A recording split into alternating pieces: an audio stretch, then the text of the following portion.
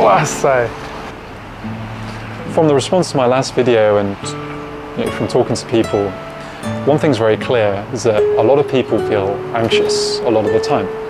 And if you are one of those people, well, don't feel alone, because I honestly think the majority of humanity is afflicted by doubt, anxiety, and wondering, what is the meaning of all of this?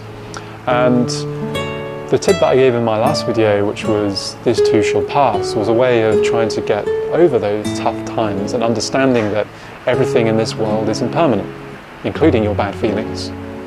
But there's a very valid question comes from that if we do understand that everything is impermanent and we shouldn't be attached to things, then how do we plan our lives?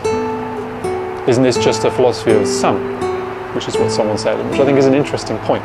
And so really what I wanted to share with everyone today was how I at least arranged my life in order to try and combat these fundamental anxieties and searches for meaning that all of us, at least either consciously or unconsciously, grapple with every day. The fundamental thing that I wanted to talk about in terms of non-attachment was, well, where I see the root of most unhappiness coming from is attachment to ego.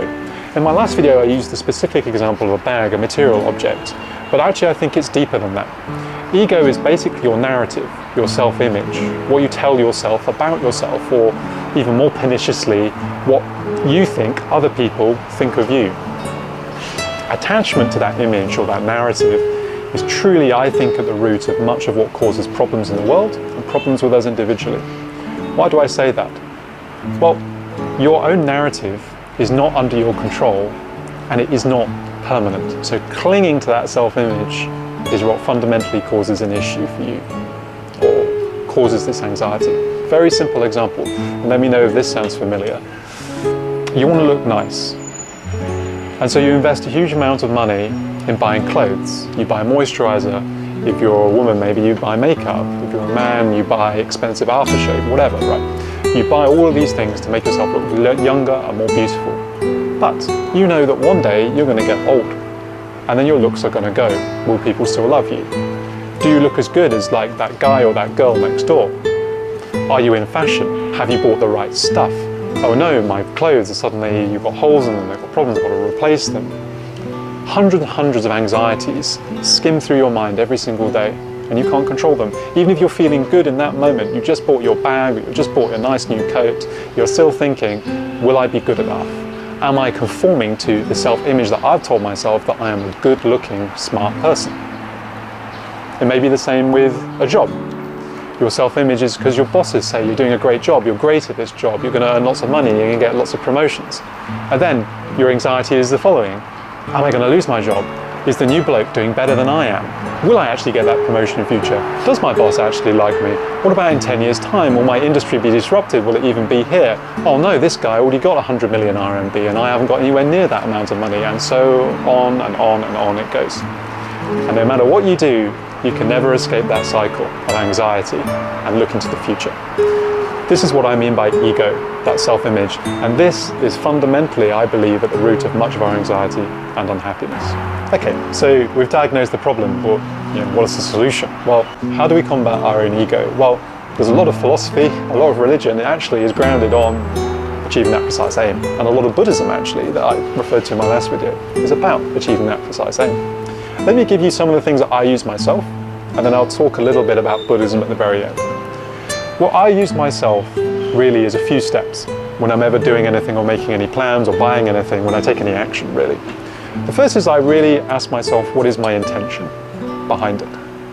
If my intention is to be better than other people, or to show off, or because I have this very strong self-image in my head that this is who I am, therefore I must do action A, I look at it very, very closely and see whether really that action would benefit me. A good example is that several months ago I got a job offer for more money, and I asked myself, am I doing that job simply because I think my parents will be happier with me or people will be more impressed because I have more money, or am I doing it because I really like that job? And the answer really was the former, and so I didn't do it because that's about ego.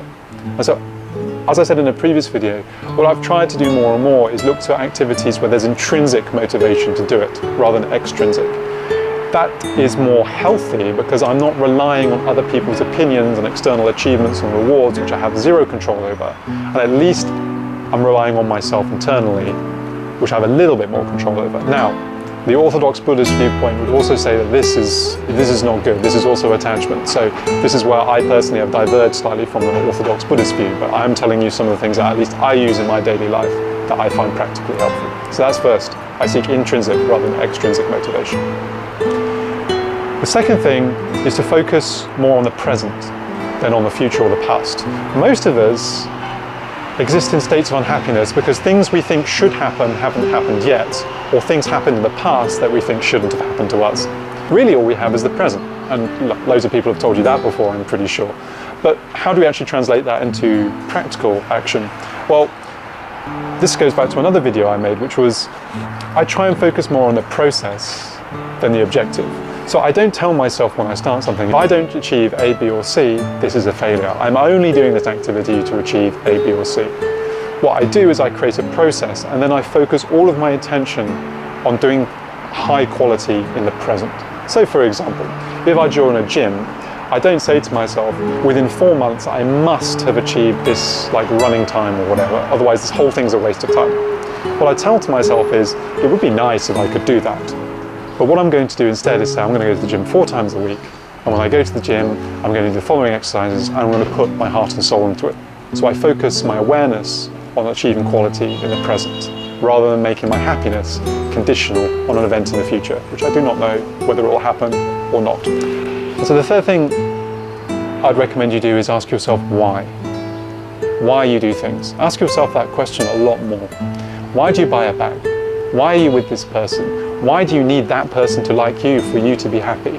Ask yourselves these questions, and I'm pretty sure you'll find that a lot of occasions it's because of this thing we call ego. I need that person to like me because I want to feel I'm respected. Because in my mind I have a self-image of someone who must be respected. I need to buy that bag because I am fashionable, I am good looking, and I have lots of money, and I want people to know I'm fashionable, good looking, and have lots of money. Again, ego, self-image. At least if we're aware of the ego and we try and dampen it down, we try and let those urges, those egoic impulses pass us by, and we don't immediately act on them, that at least is a good first step in reducing the ego's control over us. And so in my own life, I try and use those 3 techniques in order to live a little bit more peacefully. The final thing I wanted to say was, for those of you who have studied Buddhism or have some knowledge of it, you'll probably notice that the things that I've said don't really go the full way to solving the problem, at least in the Buddhist sense, and that is true. Buddhism has a very rich doctrine and scholarship around ego, no self, non-attachment, and so on and so forth, which we don't have time to get into here. One thing I did want to discuss though was there was a lot of comments about equating Buddhism with sang, or like doing nothing. That actually I don't think is correct. Buddhism is not about doing nothing, just sitting down in meditation all day and not interacting with the world at all. I actually think, at least in my interpretation of Buddhism, it's more about right intention, right action. In fact, there's a Noble Eightfold Path, right, that has all of these things baked into it. Actually, what Buddhism is about, and what I'm trying to get at in some of these videos, is it's about not deceiving yourself about the way the world really is. It's about asking that question, why? Why do I do things? Why is the world the way it is? What actually is going on here? About trying to see reality a little bit more clearly. That's what Buddhism at least exhorts us to do, and that's what I think all of us should do, whether it be whether you're a scientist or a humanities student or just someone who just wants to get on with life. Ask yourself the question, how is life truly?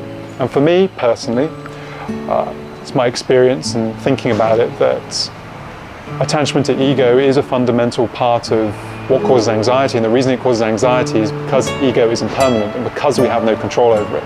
And if we try and grasp and control over something which we have no control over, that will cause us pain, suffering, and unhappiness. And that's why this is the way I live my life, because I've asked myself those questions and I believe that this is the answer. And therefore, I'd encourage all of you to do the same. You don't necessarily have to take what I say as the truth, but I hope at very least it helps you think a little bit more deeply about what's going on in the world and what's going on in your life, and perhaps how you may yourself find a bit more peace.